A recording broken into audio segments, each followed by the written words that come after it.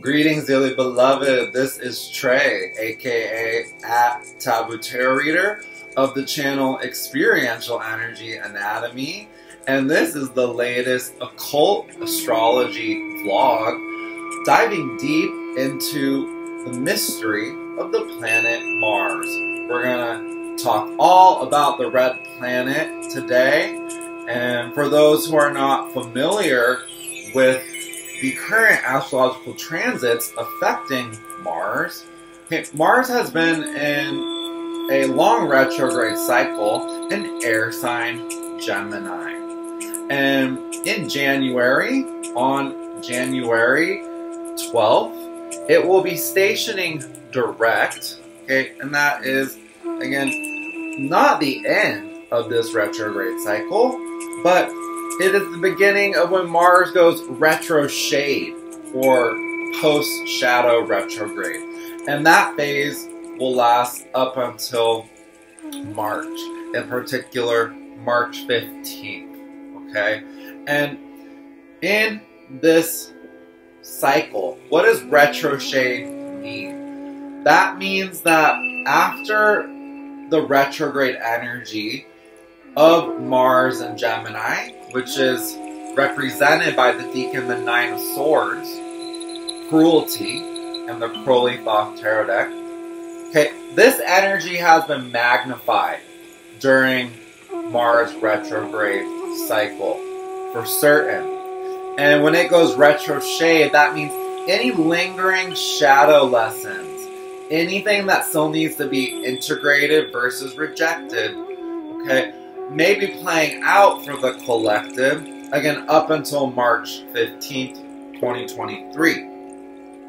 I personally feel like this Nine of Swords energy has definitely been playing out with many things in the professional spheres of life. Look at also what's going on with Elon Mars over at Twitter, the takeover of Twitter. Like, that's very Mars and Gemini energy for me. You know, Mr. Elon Musk himself will be talking a lot about today, for he has openly expressed a seeming obsession with the planet Mars and his desires to not only go there himself, but to create a colony on Mars. So I just thought it was interesting, and given the fact that he basically took over Twitter, okay, fired the entire board, and started to implement a lot of tyrannical new rules and regulations that are seemingly hindering freedom of information. Okay, so these are some themes we'll be diving deep into today. That definitely, to me, seems like some unchecked Emperor energy. Also, Mars retrograde, you know, this can be, I feel, connected to what happened or is currently happening in cryptocurrency as well, the chaotic volatility of that new method of exchange, okay? And there's just been a lot of fast-paced, okay, speed demon, I feel, type of energy, okay, playing out during the Mars retrograde cycle in Gemini. And again, for those who are not familiar, okay, in occult astrology, okay, Mars is associated with the following tarot cards, okay? The Emperor, which represents Aries energy, okay?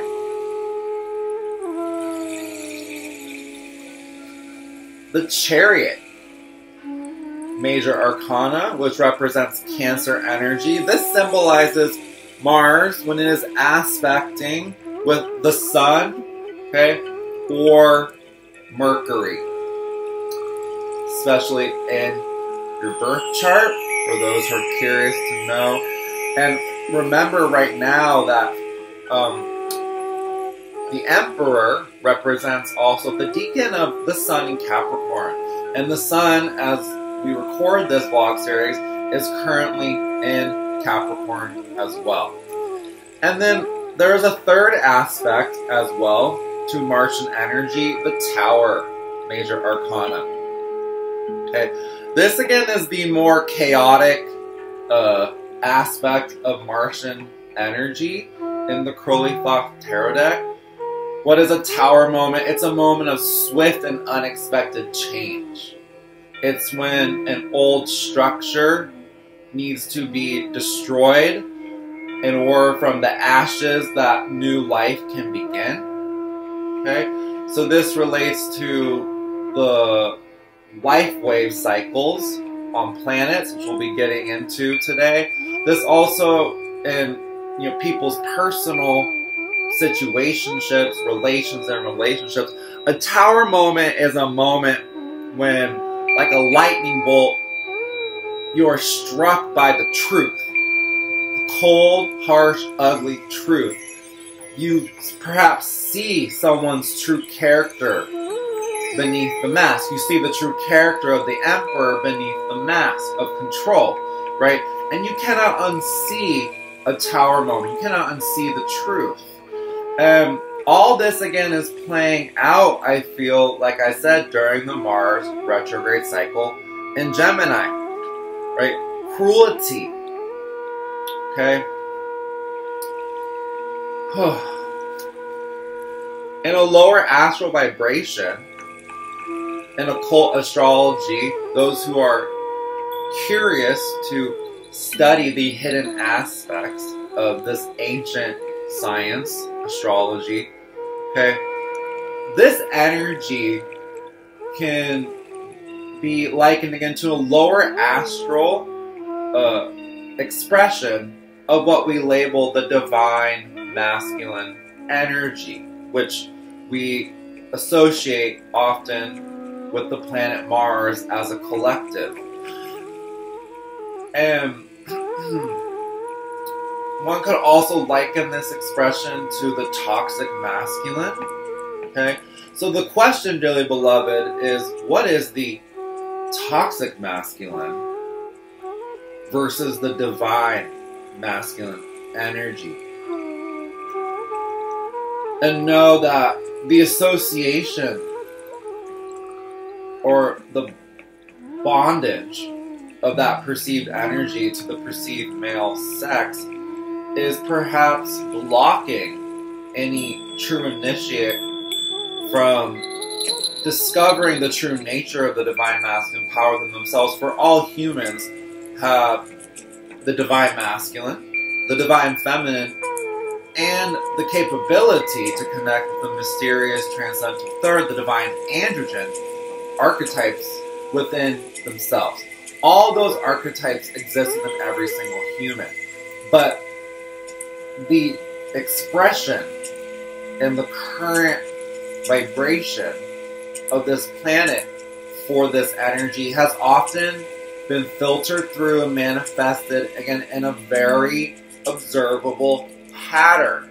Nine of Swords. And I feel like this samskara, this karmic pattern, this lower astral expression of Emperor energy, it's perhaps being drawn to the collective's conscious awareness during this Mars retrograde cycle in order to, I'm again sensing, do some collective shadow work to integrate the shadow, right, of the Emperor archetype. And we'll really dive deep into this and as we look at what does the Vedic astrology in particular have to say about Martian energy. For it's very interesting because it challenges some of our perceptions, okay, about the planet Mars.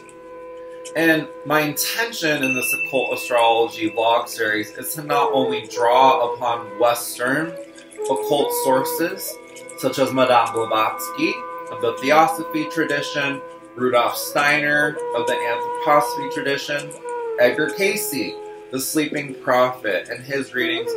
But my main intention is also to draw upon non-Western ancient astrological sources. And in today's vlog, we'll be working in particular with information coming from this book, The Fundamentals of Vedic Astrology by Bipin Behari.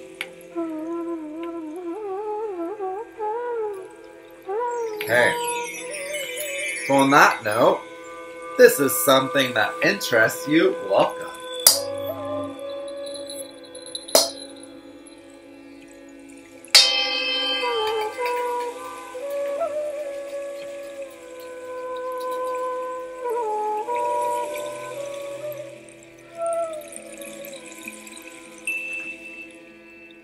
Okay, dearly beloved, if you are still with me, thank you so much. Your presence is truly appreciated here. Let's dive deep. So, Mars traditionally, as a planet, in traditional Western Hellenistic astrology, for a long time was associated with the zodiac sign or archetype Scorpio. And this could be symbolized by the desire or the basic impulse to penetrate into the unknown, okay, the great void, in order to make concrete ideas and forms. In modern astrology, okay, the planet Mars has come to be associated with the fire sign Aries, okay, and is said to be the ruling planet of Aries energy, again as symbolized by the Emperor, major arcana in the tarot. The Aries archetype relates to the basic impulse to move or create energy. Okay, so it's associated with assertiveness, willpower, hence the connection to the chariot, moving forward. Okay, the medicine of movement can also be associated with the hero complex within every single human being's psyche, the hero's journey. Okay, the rational ways of thinking and perceiving. And this energy also has a deep impulse to be the master, of the material world, to be the master of time itself, okay, and to be the master of their own harem, their own court. So there's also a lot of shadow power dynamics that play out with this energy, this archetype, regarding the true hidden desire to unite subject with object. Okay? Now, what does this mean? You may be asking. We'll dive deep into it in a hot minute. Stay tuned. Okay? Mars is also associated with the runes Raidho, Turisas, and Ansus. In the I Ching, the Chinese oracle wisdom system is associated with card number 7, the Army, and card number 4, youthful in experience or obscurity. And as a plant archetype, okay, Mars, or the Emperor card, is associated with the pine tree, not the poison, but the pine tree, hemlock, okay, which I thought is very interesting because in Vedic astrology, Aries energy, which is associated with the ego itself, okay, in anyone's rising sign complex within their chart, okay, but the ancient Vedic sages associated Aries energy, okay, with the crown chakra, Sahasrara chakra. And I thought that was very interesting because for me, hemlock, pine trees, okay, the evergreen trees, and my personal experiences connecting with those plant archetypes, meditating under those trees. They're some of my favorite trees to meditate under, pine trees. And I definitely have intuitively perceived a white crown chakra energy. And in the Vedic lore, that energy is represented as the Shiva masculine principle. Okay, the pure white light which descends from the heavens and enters via the crown chakra, Sahasrara chakra. So I thought that was an interesting connection there, okay, regarding that plant archetype, okay? Because in occult astrology, you learn everything is interconnected. These planets, okay, they're spheres of influence, okay, that connect to every human psyche, right? That connects our psyche not only to the energy reserve of the planet itself, but that also rules a variety of other things, okay, such as a certain plant archetype, even a mineral archetype, okay, an element, fire, okay, heat, movement, okay. It also can connect with as well to other beings. For example, Mars energy is said to govern canines, dogs, our most loyal friends. Okay?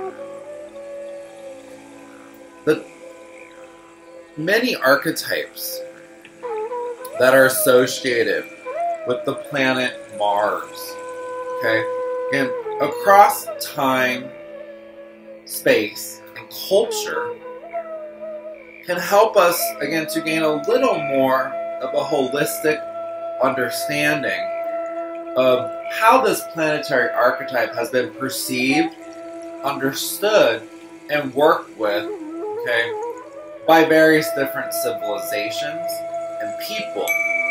Because it's an energy, you bet your bottom dollar, that the 1% who govern the matrix, who govern the banking systems, who govern human politics, okay, those 1% secret society groups are definitely concerned. One could even say, again, obsessed with Martian energy. Why is this? Okay.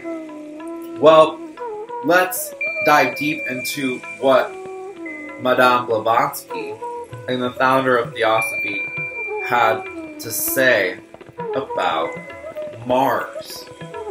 Okay. So, Madame Blavatsky, for those who are not familiar, okay, was a high-level Ukrainian or Soviet psychic during her lifetime, her time period, who again was highly respected and worked with various occult groups, or one could say secret society groups. And a lot of this information that I am drawing upon today, you can learn more about from the following resources. Psychic Gigi Young and her YouTube channel, in particular her Mars Mystery Series. Highly recommend that for people who really want to study this subject, okay, in depth. And the Dark Journalist YouTube channel as well. Both, again, fantastic resources for students of the occult and occult astrology. So Madame Blavatsky was also allegedly was allowed to visit Shambhala, okay, in Tibet, and to convene with those wisdom keepers. So her works, such as the Sacred Doctrine, okay, are highly valuable sources of information. And for a very long time because of the patriarchy. Her work was not taken seriously. And again, it deserves our attention. So, what did Madame Blavatsky have to say about Martian energy, about the planet Mars? So Mars, according to Blavatsky, is a planet which is currently awakening. Okay, so what does this mean? So as Gigi Young so beautifully draws our awareness to, okay, the elites are very concerned with Martian energy. These occult groups who have a deep inner impulse, again, for greatness, for control, for power. Okay. They believe as well that Mars is currently reactivating as a planet. And this implies that Mars has been energetically dead for a hot minute. And Blavatsky said that during her time when she attempted to tune in to Mars's sphere of influence, that it felt like a void, like she wasn't getting much psychic or intuitive information from that sphere of influence, from the Martian sphere. Okay, so in the occult astrology, this period is called a proleya, okay, or a cosmic night, okay, and it's a period that is considered as a part of a planet's life cycle, something that is necessary for every planet to go through. But what's interesting is if we look to the hard science, that this can be confirmed by NASA, okay? There has been particles that were measured, okay, within Mars' atmosphere, okay, by scientists, okay, who sent probes there, okay, and they discovered something shocking. And the implications of this, I feel, confirm what occult astrology is telling us. What the scientists discovered was that there was a nuclear explosion at one point in Mars' atmosphere. This was detectable. So, who was at one point on Mars to not only create an atomic bomb, but to detonate it? Is this why the planet is seemingly dead and there is a deep subconscious agenda within media that with constant articles about, is there life on Mars? Is there life on Mars? Is there life on Mars? Okay? Well, regardless of what is truth and what is fiction, that phrase, is there life on Mars, is being seeded into the collective unconscious mind by the media. Okay? There's also been a lot of news stories about earthquakes recently happening on Mars, aurora lights being seen, and then of course, again, Mr. Elon Musk, okay, desires to create a colony on Mars.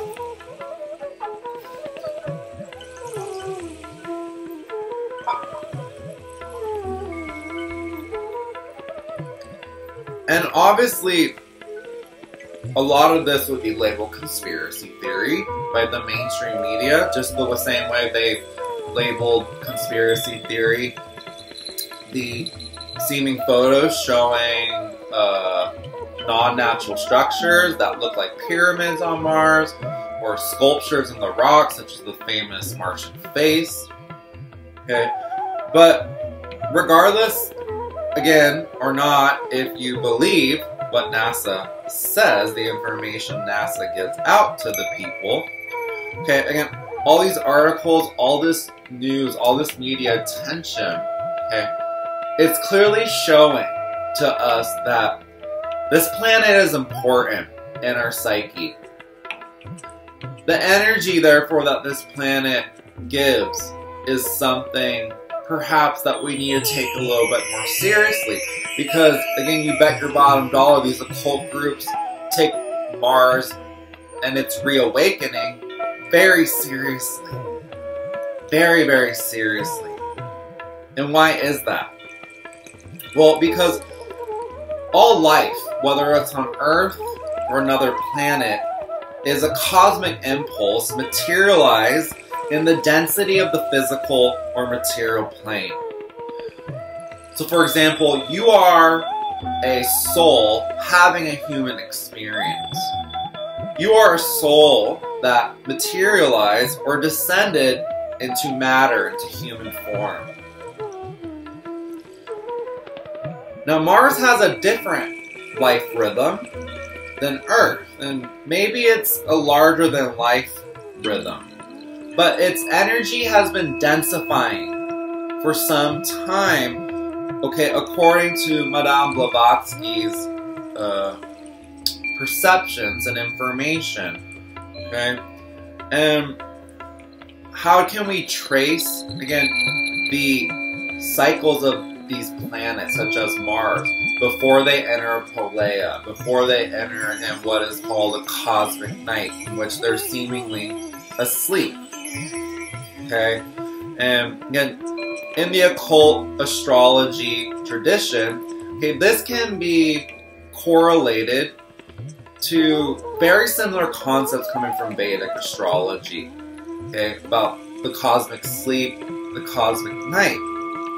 So, the anthroposophical tradition, Mr. Rudolf Steiner, okay, he was most likely, again, drawing off of Vedic information. That's why there's resonance there. But these periods of a prolea are in which a planet is resting and recuperating and integrating polarity energies and integrating all the karma, right? All the events, all the causes and effects, okay? All the circumstances that happen during its last life cycle, okay? And if there was a nuclear catastrophe on Mars, I mean, whoa, talk about a need to do some deep karmic sleep, right? Like Mars has maybe been in a prolonged prolea, if this is true that there was a nuclear explosion on Mars, probably longer than normal in order to truly recuperate. And so this is also known as recapitulation, or in archetypal psychology, repetition of an evolutionary process or impulse, which is necessary for soul growth. Okay? So what does this mean? This means that most humans, right, keep repeating the lesson, right, until they understand the basic impulse within their psyche that is governing that pattern, that is driving that pattern. Okay, that samskara, that karmic pattern. Okay, so repetition is necessary, okay, in order to become more conscious. Okay? So the fact that Mars, again, has been in this cosmic night, this death phase, seemingly, can give us, again, a little more context or understanding about why these 1% groups, not just Elon Musk, you know, Richard Branson, excuse me, okay, Steve Bezos of Amazon, all these corporate, unelected billionaires, again, who actually have de facto power behind the scenes over de jure law, right? They're all expressing interest in Mars, okay? And as Gigi Young said, this is not a coincidence. there's no coincidence, there's only synchronicities. And these groups have an almost religious, again, and they give it Mars religious importance, seemingly. And why is this? Well, it's because, again, Mars is reawakening. That energy reserve is becoming available, again, to us as a collective human species. Okay? And if these people have a misunderstanding of that energy and want to misdirect it for their own self-serving material reasons, for material gain, to become the new gods in the new life cycle on Mars, perhaps that's what this colony is all about. Perhaps it has nothing to do with creating a safe space for all humans to escape to once, in their narrative, again, Earth is destroyed by natural catastrophes. Perhaps, dearly beloved, that colony is for what? To save their own skins, to save them and theirs, the 1%, and leave the rest of us, 99%ers, here on Earth to clean up their hot mess express and deal with, again, what is going on Earth. There's a lot of interesting relationships between the Earth and Mars that happen during these planets, again, 7 phases of development. So let's really dive deep into it. So in occult astrology, each planet is said to have 7 phases of development. Okay? There are 3 phases of descension in which, okay, the planet's energy is densifying. Then there is one intense consolidation phase, the 4th phase. And then there are 3 more phases of ascension or ascending energy, in which the energy of a planet is becoming less dense, lighter, more ethereal in frequency. So when a planet like Mars is reactivated, it will go through certain patterns of embodying Martian archetypes before entering the cosmic sleep or the cosmic night, the prolaya period. Okay? And again, why is this information important? Well, because Madame Blavatsky said something very interesting as well about Mars. Okay? Madame Blavatsky said that Mars is in its 3rd globe, while Earth is in its 4th. So Earth is 1 phase ahead of Mars, or relative to Mars, because everything is relative, yes? So Earth is 1 phase ahead relative to Mars in its developmental cycle. So this means that right now, Mars is at its most dense consolidation phase, the 4th phase, in which, again, its energy is the most dense. It's the most entrapped in matter. And it needs to be infused with spirit, conjunctio, the alchemical sacred marriage, the unification of spirit and matter. So this can just give you, again, just a little bit of hopefully deeper understanding, again, about how Martian energy may be manifesting within the average human being, right? That, again, it's heavy energy, it's dense energy. It's, again, it doesn't feel like divine masculine to me. It feels like toxic masculine, quick release, wham bam, thank you ma'am type of energy, if you know what I'm saying.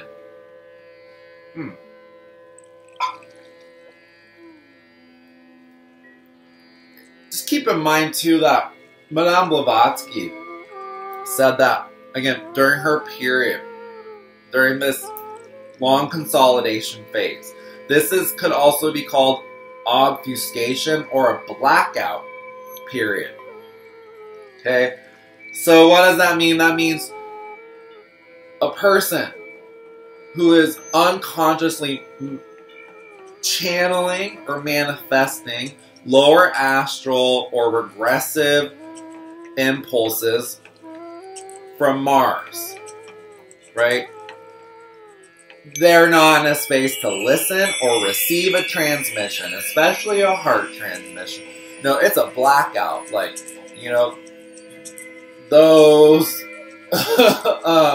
attempts to appeal to their empathy may not work, right? Those attempts to truly communicate from the heart may not be heard. There may be a lost in transmission type of moments, just to ground it down what Blavatsky's attempting to say.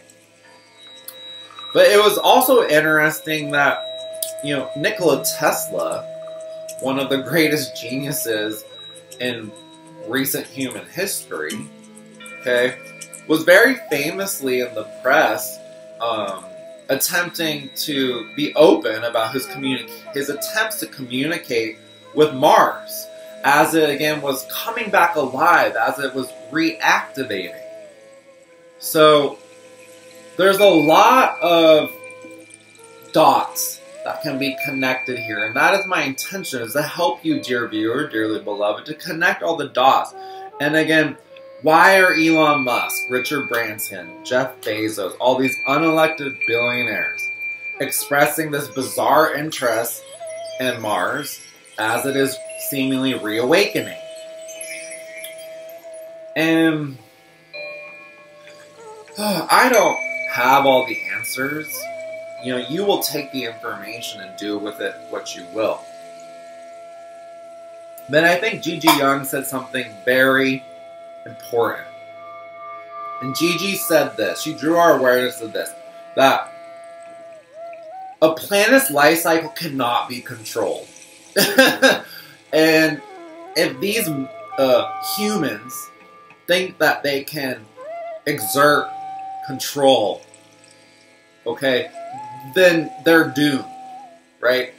That's a very materialist, reductionist, some would even say transhumanist perception, okay, which is not aligned with spirit, and therefore the technology is, if it's not aligned with spirit, okay, perhaps the lesson of the movie Jurassic Park can teach us this. I feel that movie resonated so deeply in the collective unconscious because it was teaching us this lesson. You know, we have no control. As Ellie Sattler said, you never had control. That's the illusion, John. And that's just a beautiful scene, right, from that film. Because if these 1% groups, and trust me, they probably really do believe that they can control or force the new life wave cycle on Mars. Again, and take them and theirs, the 1%, to become the new god tyrants on their little colony. Right? Sponsored by Verizon, sponsored by Amazon.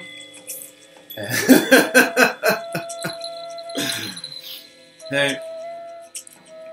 These people want to use our tax money, again, to build a Mars colony for the 1%. Okay? And that is, again, a misunderstanding.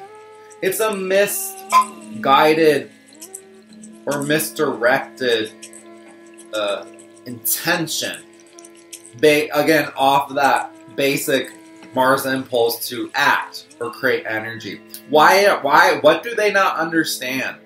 These 1% groups, these materialist, reductionist minds. What do those corporate consciousness not understand about Martian energy? Well, they don't understand that Earth is not perhaps heading down a timeline of destruction. Perhaps there's a lot of energy to attune the collective awareness to that timeline, to that possibility. But Madame Blavatsky said that Earth is actually, or has the potential, to head down a different path, a different timeline.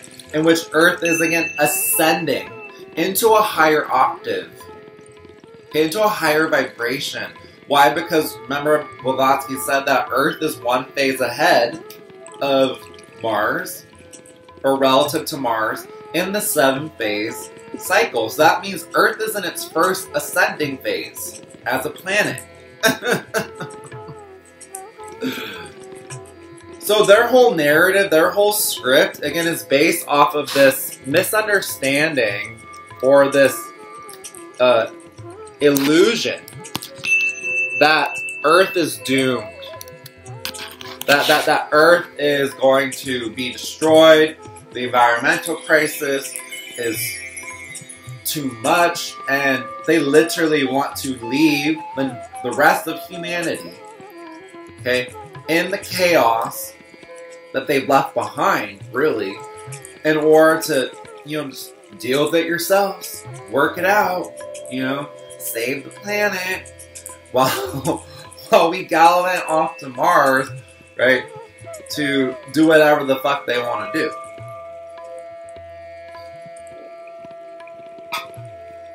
Okay. And I just found, these connections very interesting and very much worthy of some discussion. Okay. Madame Blavatsky also said another thing that's interesting about Mars, and that Martian energy could be likened to an individuating force. Okay, Venus, okay, what is considered the other love planet, okay, to Mars in Hellenistic or Western Modern Astrology, could be considered to have a spiritualizing force. But Mars is related to the process of individuation in archetypal psychology, or what is also known as psychosynthesis, made famous by Carl Jung. Okay, and this is very much, very Aries, related to the Aries archetype. So, if Mars is an individuating force, okay, on the material plane, that means it could, one could say, it could activate within every single human their rising sign ego complex. Okay? And it's important to understand, okay, how this again can manifest within every single person, okay, every single human being, especially in your story if you are working with the Emperor archetype or you're attempting to identify who is embodying this energy in your story. Also, again, remember the Chariot energy and the Tower. Okay. So in occult astrology, there are regressive aspects, again, which could be likened to lower astral or dense expressions of these archetypes, of these impulses. Okay, and the Martian regressive impulses can be self-centeredness, okay, extreme, okay, materialism and materialistic perceptions, scientific reductionist materialism, okay, which is a perception that is completely, again, lacking spirit. It is perhaps blocked completely from any type of spiritual perceptions, okay, and it's in a blackout type of space. Okay, the regressive Martian aspects can also lead to the impulse to be violent and aggressive within certain humans. Okay? And conflict, like people who create conflict, or on the flip side, could be very passive-aggressive and afraid of conflict. Okay, again, lots of chaotic energy, okay, as well. And why is it important to also understand the more progressive or higher octave expressions of this energy? Well, it's important because this energy, it can be worked with. And it's meant to be worked with. Martian energy is meant to be worked with. Okay? because it's an individuating force. And every single individual, in order to individuate, okay, has to break away from the group, has to break away from group thought, from hive mind.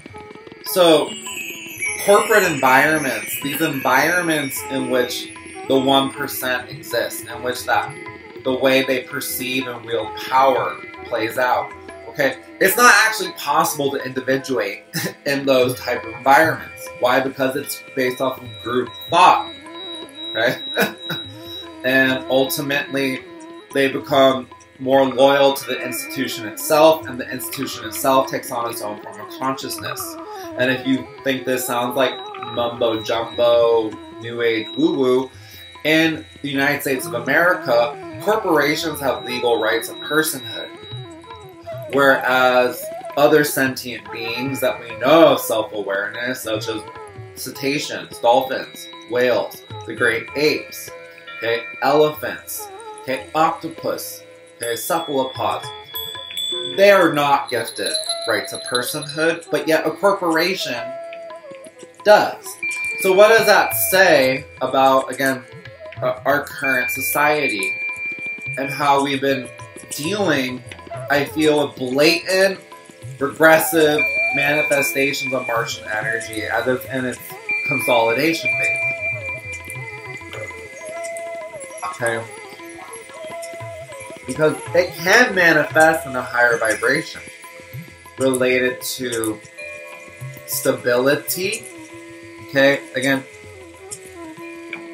consciously I feel manifesting, okay, architecture that's in line with sacred geometry. Again, form, structures, ideas, logic, discernment. To me, those are all higher octave aspects of Martian energy. But what I thought Steiner said in Anthroposophy, right, about these regressive versus progressive aspects is interesting, because he drew attention to the concept of planetary sojourns or spiritual sojourns, which Edgar Casey talked about as well in his readings. Okay, so what is a spiritual sojourn or planetary sojourn?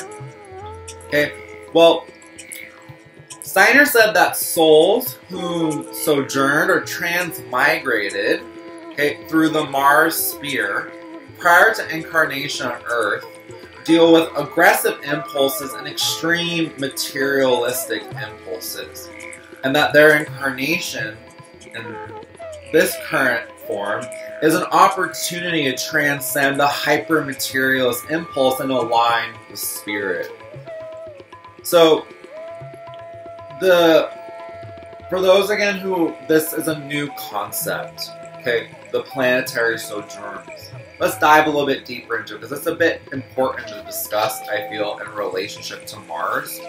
Because it seems that a lot of people who are playing out this archetype and the script of their story, their life, right, may have sojourned, right, through the Martian sphere of influence prior to reincarnating, because the idea relates to reincarnation or the transmigration of the soul.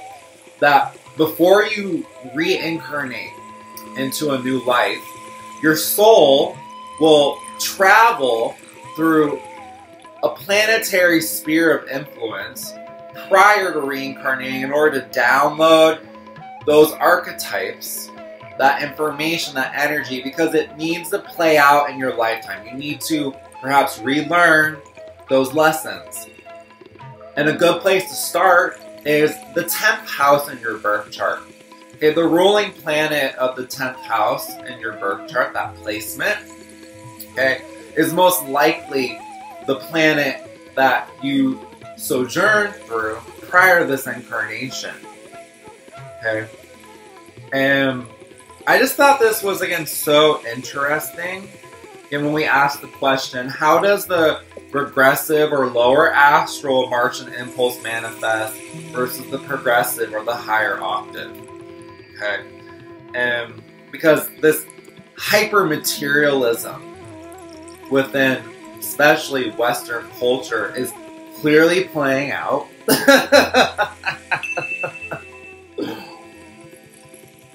And it clearly no longer serves us as a human race to value the material, the short term, the profit over life, over the environment, okay, over human rights, okay.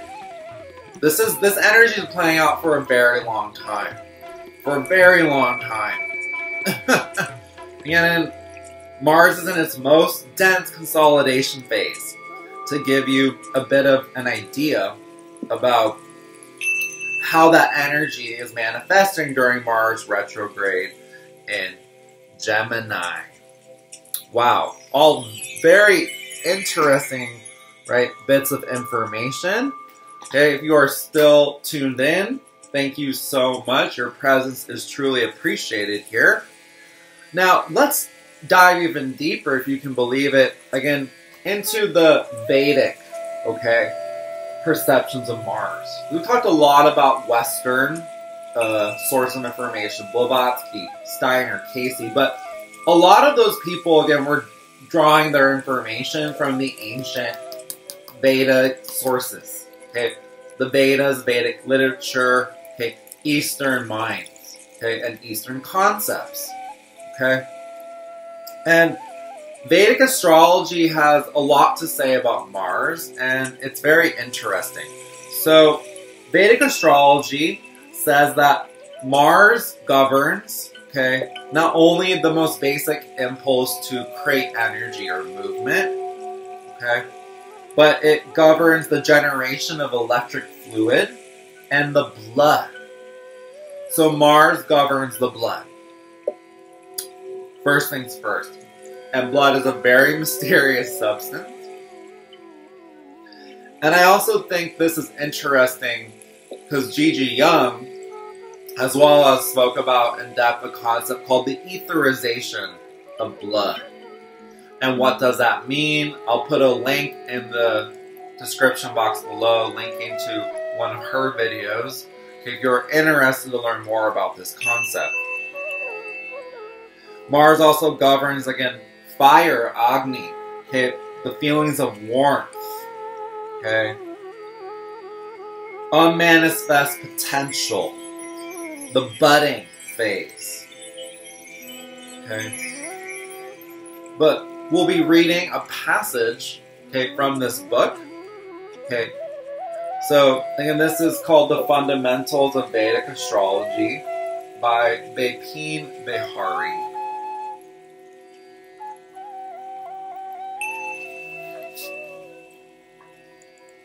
Mars, the generative and creative principle.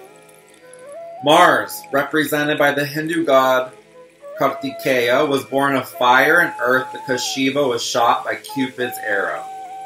The child born of Shiva's semen was the only one who could kill a demon, whose power lay in the fact that he could only be slain by a 7-day-old child of Shiva.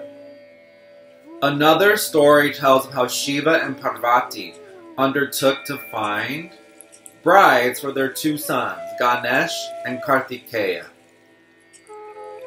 Ganesha tamed the marriageable maidens by playing a trick. Disappointed, Kartikeya retired to the mountains to practice austerities. 2 characteristics of Mars are emphasized here. First, Mars represents the creative fire, which produces invincible power. Second, Mars has a tremendous urge for marital relationships, but is denied the opportunity to consummate them. Okay. Mars is the commander-in-chief of the planetary hierarchy. He is related to the circulation of blood, which keeps the body alive, the heat, which enables all forms of creation and growth. Whatever lies within is externalized under his impulse. He unveils that inner content, which is intimately connected with the expression of the life force itself. Mars is harmonious with the Sun. Both radiate the life force. The Sun operates at such a high level that its energy is unobstructed. But Mars, being an earthly planet, he was nurtured by Earth and protected by water at birth. has to fight his adversaries, which he does invincibly. Impediments to Mars are vanquished while forces hostile to the Sun simply melt away. The Sun provides the fire which enlivens every object, while Mars functions as the warm red blood and provides the essential heat that makes the entity alive. The Sun radiates the mind, gives sparkle, and vivifies the indwelling spirit, while Mars invigorates the body, providing the strength and vitality which enables each individual to fight their way through the world and attain their mission. This quality of Mars is expressed by the flow of blood, the blood circulating in the veins, the menstrual flow in women, the blood spilt through accidents, the chivalry which results from passion and other such features of human life come under the influence of Mars and provide the essential warmth to human life. Mars is impulsive, valorous, and energetic. He rules accidents, fiery speech, and the color red. He operates at all levels of existence, from the physical to the supremely spiritual. Action is his very nature, so idleness is inimical to his spirit. Okay. Let information sink and settle. For a hot minute.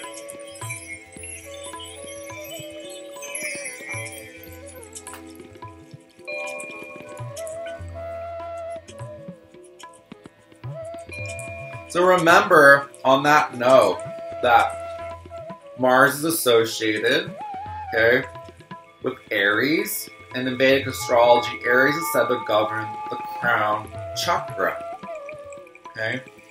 And I thought this was very interesting as well to remember, because this book says here, Mars is also related to the serpent power, the Kundalini Shakti. The semen of Shiva, which gave birth to Mars, is the Kundalini Shakti, which in ordinary individuals is always downward moving. The serpent remains coiled at the base of the spine, and the semen flows down. In those who have attained liberation, the energy has traveled upward to unite with the crown chakra, the Sahasrara. When the Kundalini located in the crown chakra, Shiva, flowed downwards, it became such a burning fire that nothing could hold it. As an act of sacrifice, the earth consented to nurture it, for which reason Mars is known as Bhumiputra, the offspring of the earth. Mars has a cosmic as well as a human level of operation, and both of these derive from the energy inherent in the earth. Its most concrete manifestation is found in fire. If the energy of Mars can be properly absorbed, it becomes constructive, bestowing a great deal of creativity. Failing that, it destroys the person. Most of us are very uncomfortable with a Martian person, even if he is not acting offensively. The vibration emanating from Martian individuals is simply unsettling to the average person. Mars externalizes that which lies within. It is the nature of fire, and fire never goes within. It always burns away the dross, purifying as it moves outward. Mars destroys all impediments in the way of its externalization process and thus teaches its goal. Mars is ambitious, arrogant, fiery, impulsive, and inflexible. But this is because he is fired with a missionary zeal, and that zeal is to express his latent faculties for the good of others. Mars' indignity gives one a courageous and invincible disposition, impervious to fear and danger, risking his life for a cause, yet prudent in his own way. The most striking restrictions are imposed on Mars through association with Saturn. This planet inhibits Martian energy and inculcates depraved feelings, which are radically opposed to the Martian nature. The influence of Jupiter is very strengthening. Jupiter enables all the harmonious Martian qualities to blossom. The Jovian influence regulates the impetuosity of Mars, gives it a spiritual direction, and makes its efforts successful. The Sun and Mars vibrate well with each other. The association of Moon with Mars is good because the former is energized by the latter, while the latter is tempered by lunar wisdom. With Venus, Mars produces passion and irresistible lust. Mars and Mercury strengthen each other.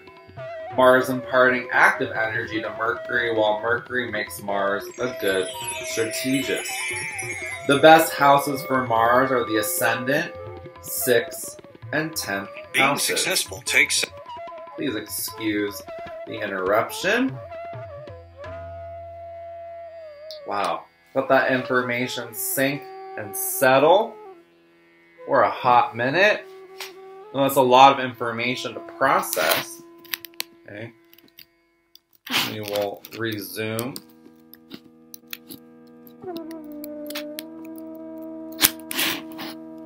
So we are 1 hour deep. Okay. So that was, in a nutshell, okay, how Vedic astrology perceives Martian energy.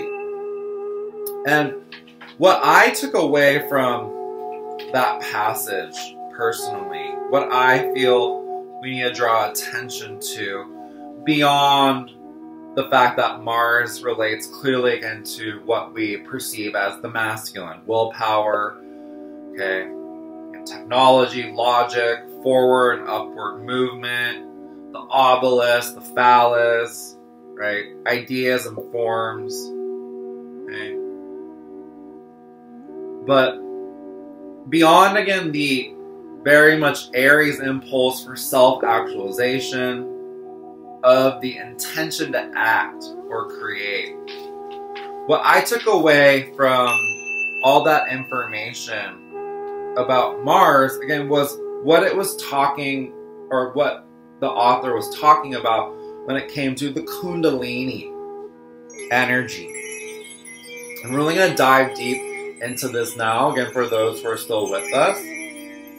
Thank you so much. So, Kundalini energy, again, is considered the great serpent.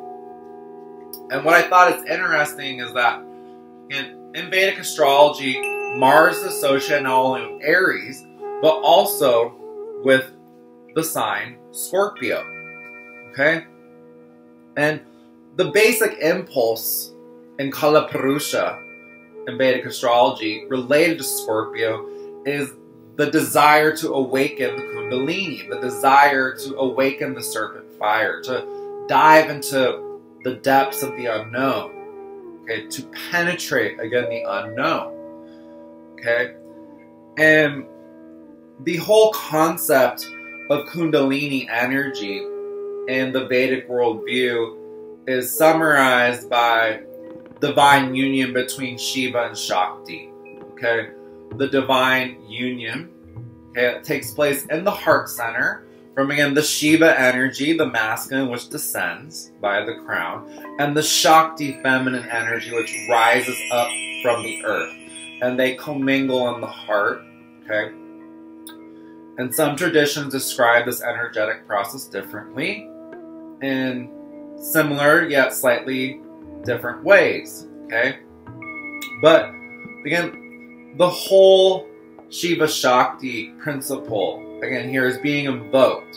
So I feel like in Vedic astrology, okay, Aries, okay, again, represents the perhaps masculine aspect of Martian energy.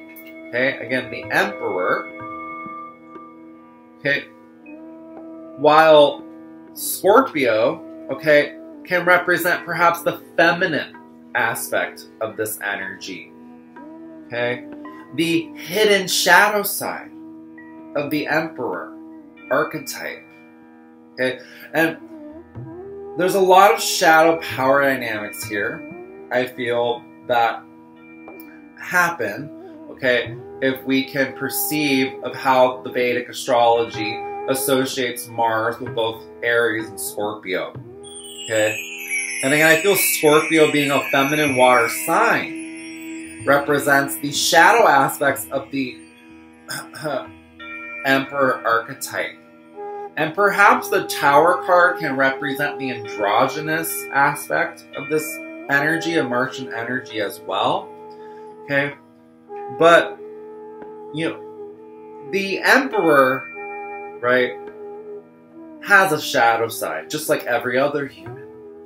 And I personally understand the shadow behind the mask of power and control and brute strength, right?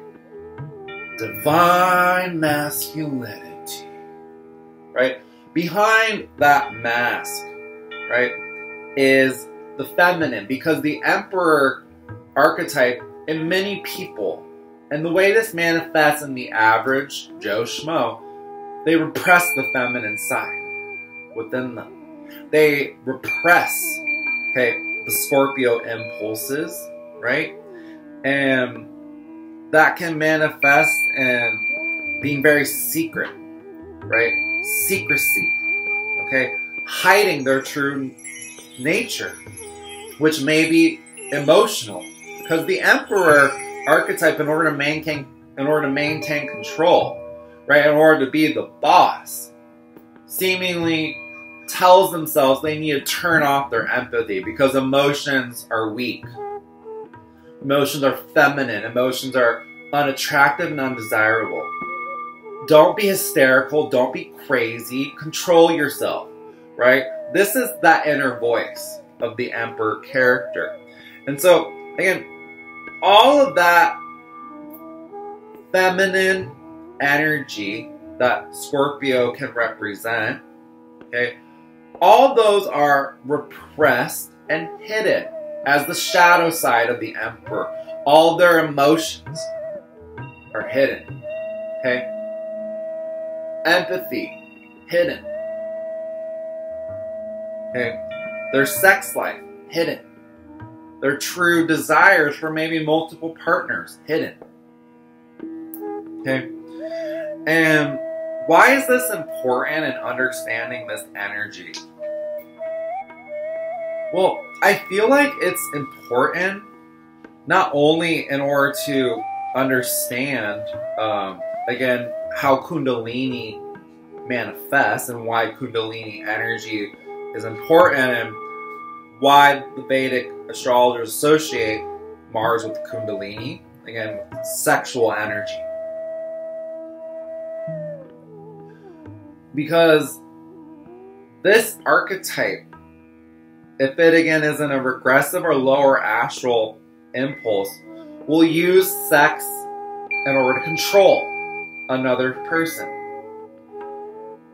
This energy, again, will perhaps even repress their true desires, okay, in order to pursue power.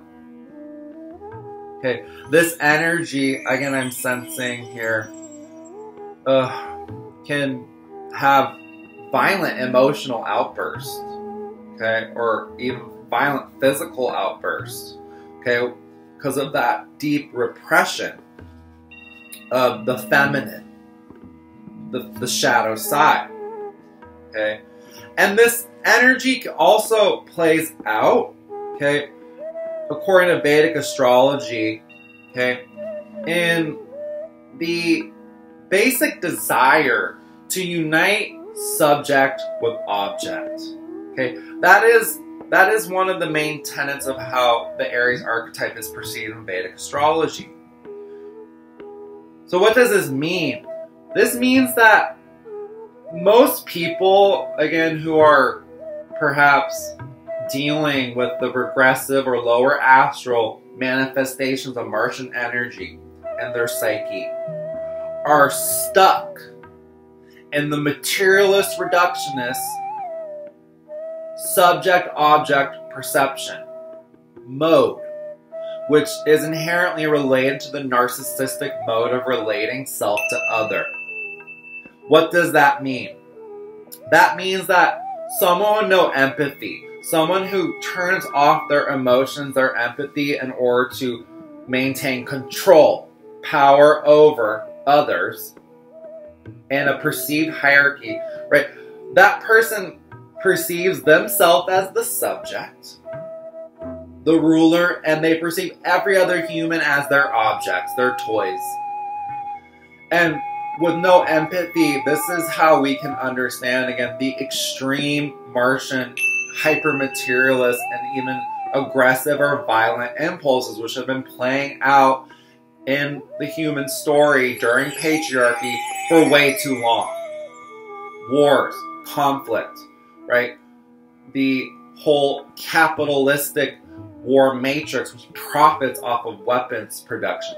You know, those humans have no empathy, and they are incapable, therefore, of perceiving other people, certain people, as humans. They are just objects to them. Especially other sentient beings, animals. They're just objects to them. For them, what? To manipulate, to play with, to profit off of. So, these hidden shadow power dynamics, represented in Martian energy, again, by the Aries-Scorpio combination, which Vedic astrology can associates with Mars. Okay? What does this mean? This means, perhaps, okay, that during sexual relations, right? If someone is stuck in the subject-object perception, they are only capable of objectifying you as a sexual object. They are not capable of feeling, perhaps, actual emotions for you. And that is the shadow side of the Emperor.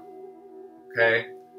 That really shallow, superficial, overt, or maybe even covert narcissism, again, which uses sex in order to have access to supply, energetic supply, or to control another person, to have power over another person. Okay? And again, how does the Emperor character overcome that? How do they integrate the feminine shadow, which they've repressed and rejected their whole life, actually? Because you cannot integrate the feminine principle if you only objectify it as a sexual object. You cannot love the feminine if, again, you're only capable of objectifying it. So how does Shiva and Shakti actually unite? How does subject actually come into divine union with the object? Okay. Well, in archetypal psychology, okay, and those who actually study the narcissistic mode of relating, which is inherent to the subject-object perception, the whole myth of Narcissus, okay, in Greek mythology, okay, it's actually speaking on some really deep and important soul lessons. That in order for the Emperor character, okay, to integrate the feminine shadow, the wild, stormy, seemingly hysterical, emotional, psychic even, Scorpio attributes. Okay? In order to integrate that and not reject that, okay, the Emperor has to go through a process, again, of individuation, actually, not being surrounded by yes people, right? People they can control, but have what some may say is like a dark night of the soul, in which they realize only by being objectified themselves by someone else, when they are completely used by someone else, when someone else gives them a dose of their own medicine. And only then, perhaps in that moment of self-pity, in which they feel taken advantage of, in which they feel used, may they realize what it feels like to be a devalued object, a discarded object. Only then will they understand that. And maybe that will be the moment in which they accept the shadow feminine within themselves. Maybe that will be a moment in which, again, they have some self-awareness. Okay? And why is this? This is because they have started to objectify themselves. When the subject can objectify itself,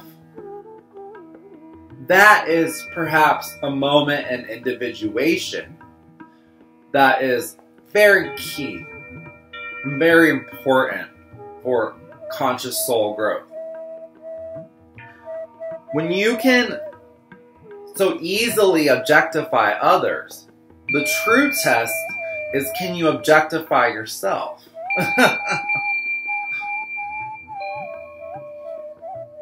And if you are still with us, again, I feel there's all these correlations here. I'm really attempting to help people connect the dots here.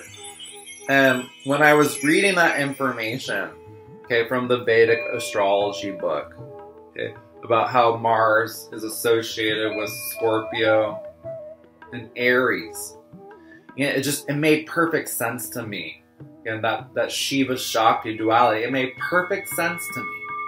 Because so many people who are grounded in the masculine, again, they reject the feminine and they perceive it as something outside of themselves that they are afraid to connect with within themselves. So those aspects become the shadow in that person's psyche. Okay? And it can explain the entire phenomenon of what we call toxic masculinity. In my humble opinion. So definitely I hope you find these correlations interesting as well. Again, regarding the Emperor archetype, I certainly thought, again, they were worthy of sharing. They were worthy of drawing your conscious awareness to, dearly beloved, in this occult astrology vlog today.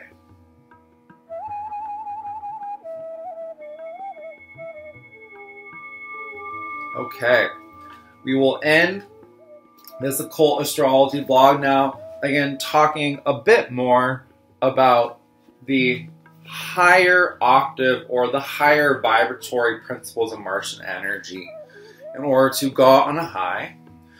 So from the Yantra Oracle deck, this is the Mars Yantra card. Okay. Passion.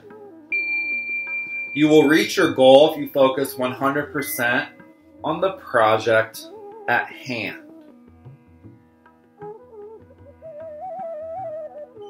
Let's go to go look at that Yantra image in order to intuitively connect with and interpret this aspect of Martian energy in your story. I will let you interpret this message as you do, dear viewer.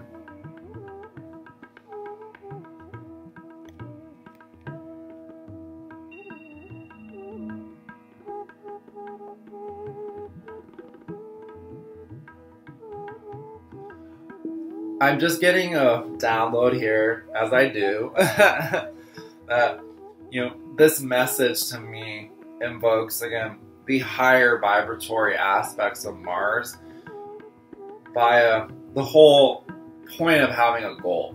Like, so many people in our culture are expected to have goals, and we lose sight of the whole importance of having a goal in the first place, of visualizing something you intend to manifest, that's so important in the process of manifestation, right?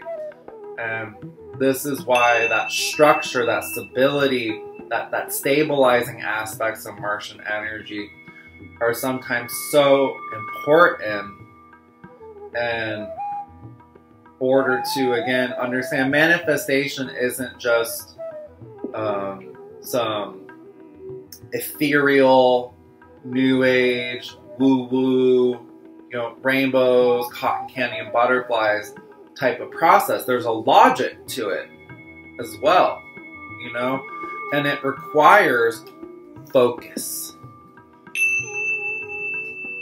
a focal point. Especially remember with Mars going retrograde, okay,